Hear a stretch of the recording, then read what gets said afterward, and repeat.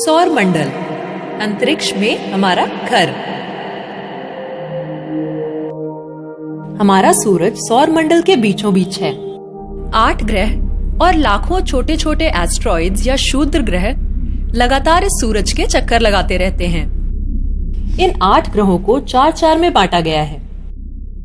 पहले 4 में वो ग्रह हैं जो हमारी पृथ्वी जैसे ही हैं, और वो हैं बुध यानी मरकरी, शुक्र यानी वीनस, पृथ्वी यानी अर्थ, मंगल यानी मार्स, और दूसरे हैं वो 4 ग्रह जो गैस के बड़े बड़े गोले हैं, जैसे बृहस्पति या जुपिटर, शनि या सैटर्न, अरुण या यूरेनस और वरुण या नेपच्यून।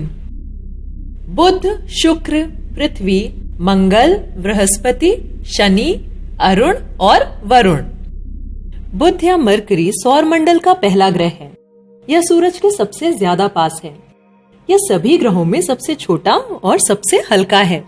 बुध या मरकरी ग्रह सूर्य का एक चक्कर लगाने के लिए जितना समय लेता है, उससे कहीं ज्यादा समय वो अपनी धुरी पर गोल घूमने के लिए लेता है। यानी उसका 1 साल उसके 1 दिन से छोटा होता है, और इसी कारण इस ग्रह के तापमान में बहुत ज्यादा बदलाव आते रहते हैं। मरकरी का ना तो कोई अपना वातावरण है और ना ही चंद्रमा। अब आते हैं शुक्र या वीनस पर। सूरज से दूसरे नंबर का यह ग्रह सौर मंडल के चमकते चमचमाते ग्रहों में से एक है, और अब तक मनुष्य को जितने भी ग्रहों के बारे में पता है, ये उनमें से सबसे गर्म है। क्या तुम जानते हो कि शुक्र या वीनस पर तापमान कभी 437 डिग्री सेंटीग्रेड से नीचे नहीं आता? यानी रसोई घर में रखने वाला तेल शुक्र पर अपने आप उबलने लगेगा और उसमें से धुआं भी आने लगेगा। क्या सोच सकते हो, 437 डिग्री सेंटीग्रेड, कितना ज्यादा गर्म होगा यह ग्रह। शुक्र के पास भी कोई चंद्रमा नहीं है। अब अगला नंबर है हमारे घर का, यानी हमारी पृथ्वी, जिसे अंग्रेजी में अर्थ कहते हैं। पृथ्वी इकलौता ऐसा ग्रह है जहां का तापमान ऐसा है जो पानी को तरल रूप में रहने देता है, और यही पानी हमारे जीवन का स्रोत बनता है। अब तक जाने गए ग्रहों में केवल पृथ्वी एक ऐसा ग्रह है जहां हमारा जीवन संभव है। पृथ्वी के पास अपना एक चंद्रमा है, जिसे हम सब ने देखा है। मंगल या मार्स सूरज से चौथे नंबर का ग्रह है और सौर मंडल का यह दूसरा सबसे छोटा ग्रह है। मंगल या मार्स इतना छोटा है कि बड़ी मुश्किल से वहां पर वातावरण की एक पतली सी परत पाई जाती है। और जीवन जीने के लिए वातावरण कितना जरूरी है, ये तो तुम सब जानते हो। मंगल की जमीन ढेर सारे ऊबड़ खाबड़ गड्ढों और ऊंचे ऊंचे पहाड़ों से भरी हुई है। मंगल के पास 2 छोटे छोटे चंद्रमा हैं। बृहस्पति या जुपिटर सौर मंडल का सबसे बड़ा और सबसे भारी ग्रह है। यह मुख्यतः हाइड्रोजन और हीलियम से बना है। बृहस्पति के पास 67 चंद्रमा हैं। शनि या सैटर्न सौर मंडल का दूसरा सबसे बड़ा ग्रह है, पर इस बड़े से ग्रह का घनत्व सभी ग्रहों के मुकाबले सबसे कम है। शनि का घनत्व इतना कम है कि अगर तुम एक पानी का टब ले आओ और शनि को उसमें डाल दो, तो अपना शनि लकड़ी की तरह उसमें तैरने लगेगा, लोहे की तरह डूबेगा नहीं। शनि ग्रह अपने बढ़े हुए छल्लों के लिए भी जाना जाता है, जो बड़ी आसानी से दिख सकते हैं। इसके पास 62 चंद्रमा हैं। अरुण या यूरेनस तीसरा सबसे बड़ा ग्रह है और सबसे ठंडे ग्रहों में से एक है। सभी गैस के बड़े गोलों में यह सबसे छोटा है, और यूरेनस की सबसे अनूठी अजूबी बात है इसकी धुरी।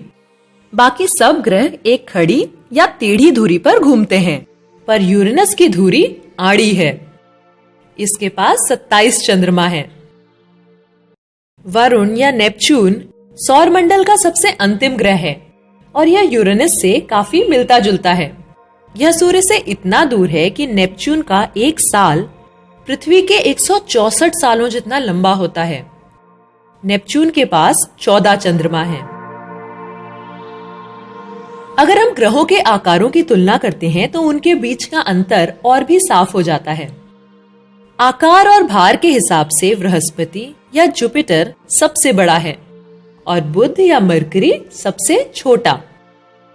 लेकिन बृहस्पति या जुपिटर जैसे विशाल ग्रह की तुलना भी जब हम अपने सूरज से करते हैं तो सौर मंडल का यह सबसे बड़ा ग्रह भी छोटा सा लगने लगता है। हमारा सूरज ना तो ग्रह है ना सैटेलाइट, यह सौर मंडल का एक तारा है, यानी इससे ऊर्जा निकलती है, इसका अपना प्रकाश होता है, ग्रह इससे प्रकाश लेते हैं। हमारे सौर मंडल के भार का लगभग 99% भार तो सूरज का ही बना होता है। सूरज के केंद्र में लगभग 62 करोड़ टन हाइड्रोजन प्रति सेकंड हीलियम में बदलती रहती है और इससे पैदा हुई ऊर्जा पृथ्वी पर हमारी जरूरतों को सालों तक पूरा करने के लिए सक्षम है।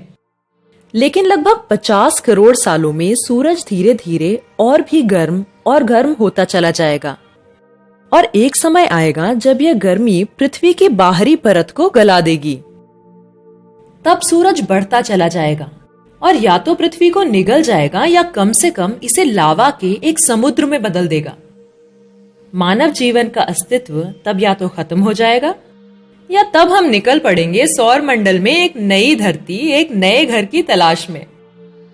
और क्या पता अगले 50 करोड़ सालों में इस रहस्यमयी आकाशगंगा का कौन सा अजूबा हमारा इंतजार कर रहा हो।